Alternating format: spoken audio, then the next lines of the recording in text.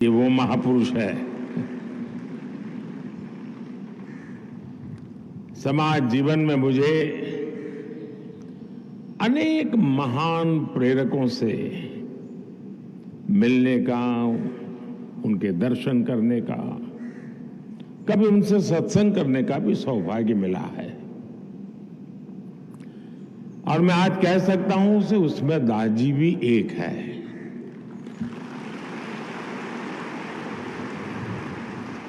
एक तरफ उन्होंने चिकित्सा क्षेत्र में महत्वपूर्ण कार्य किया, तो दूसरी तरफ वो एक आध्यात्मिक सामाजिक संस्था का दायित्व भी संभाल रहे हैं।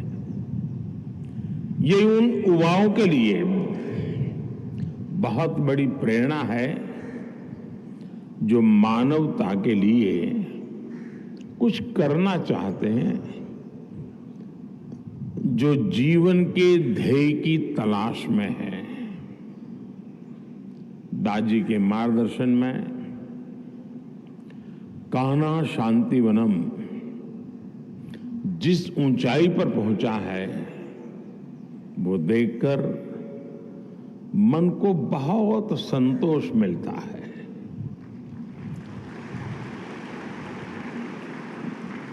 पूज्य दाजी और श्री रामचंद्र मिशन ने जिस प्रकार साइंस और स्पिरिचुअलिटी को जोड़ा है, वो भी वर्तमान युग और आने वाले युग में एक सशक्त भूमिका अदा करेगा।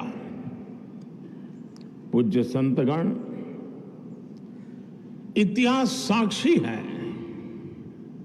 कि जब जब जहां जहां गुलामी आई, वहां सबसे पहले उस समाज की असली ताकत पर चोट की गई,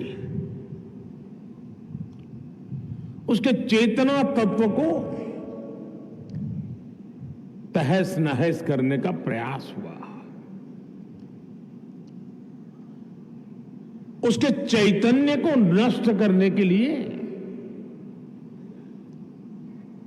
उससे जुड़े सभी मानबिंदुओं को खत्म करना,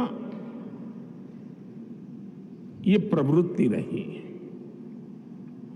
भारत को गुलाम बनाने वालों ने भी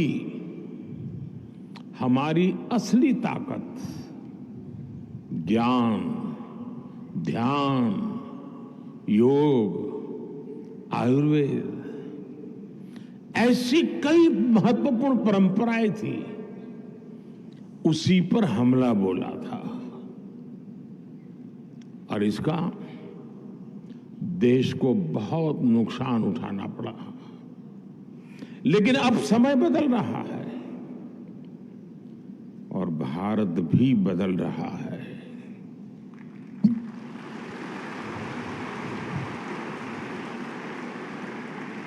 ये भारत की आजादी का अमृत काल है।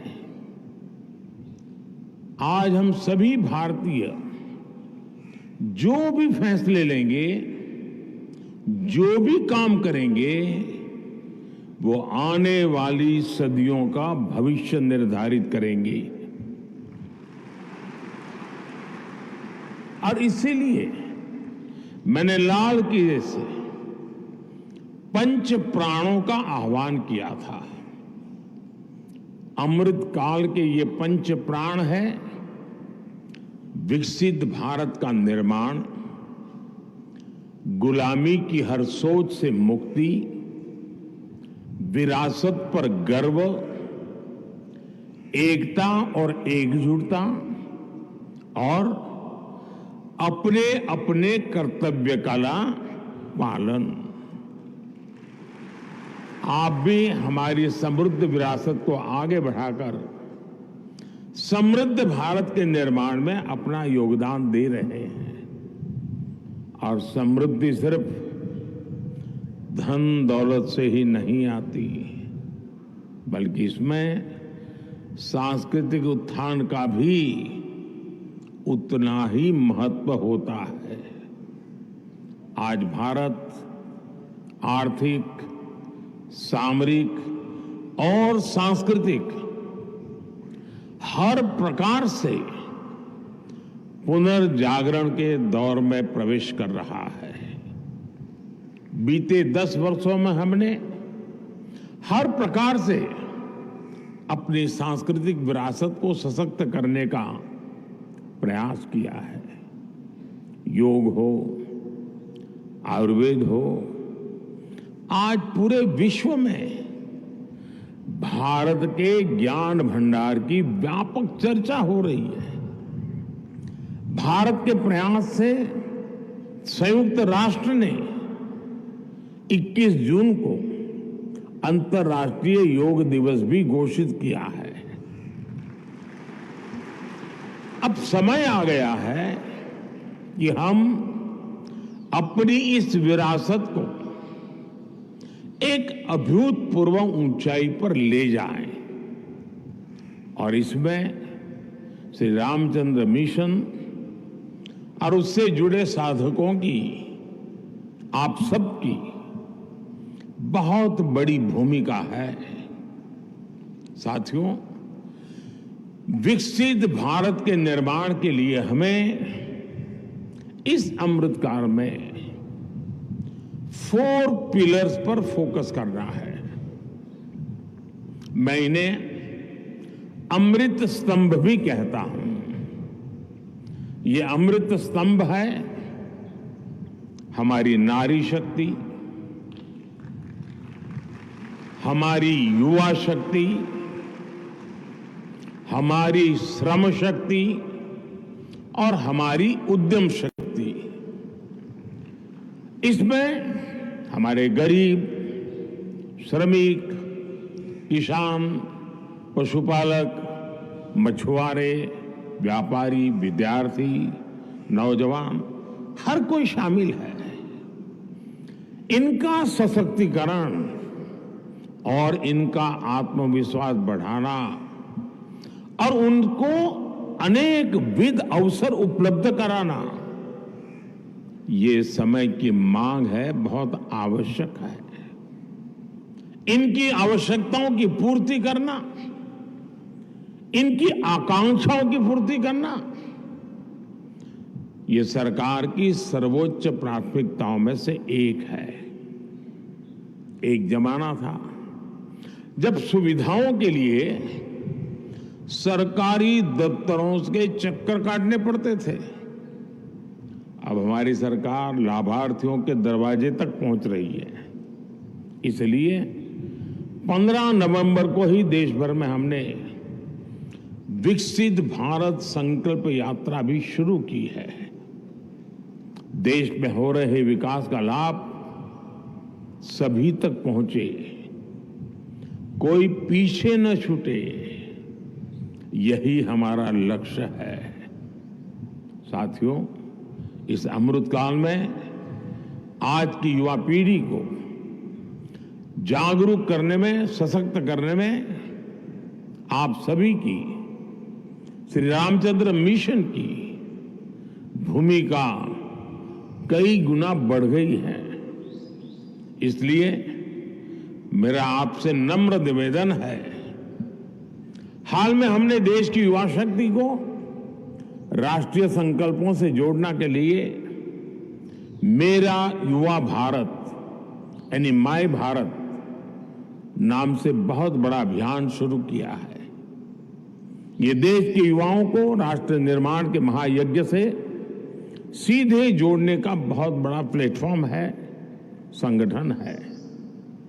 हमारा युवा ड्रग्स और दूसरी नेगेटिविटी से दूर रहे और माय भारत जैसे मिशन से जुड़े, इसमें आप सबका सहयोग भी उसे नई ताकत दे सकता है, नई ऊर्जा दे सकता है, नई प्रेरणा दे सकता है।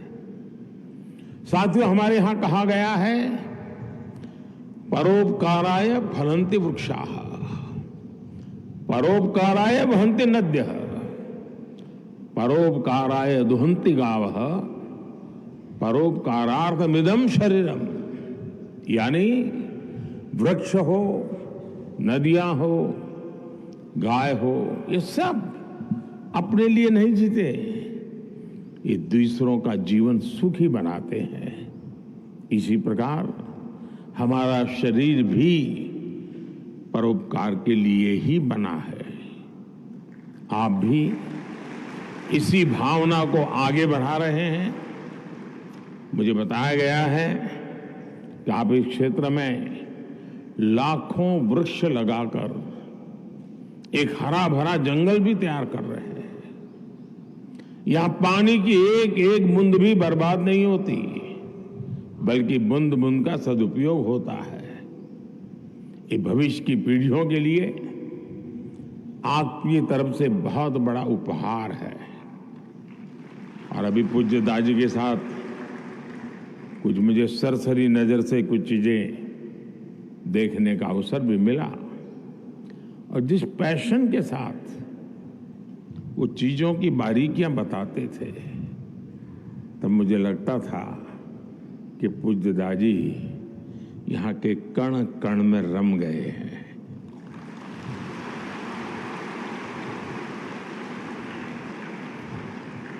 आप सभी मानवता को शांति और सुख अविरत धारा की तरह बांटते रहे, बहाते रहे। विकसित होता हुआ भारत खुद को एक विश्व मित्र के रूप में देखता है, और आप सभी विश्व मित्र भारत। और कोरोना के बाद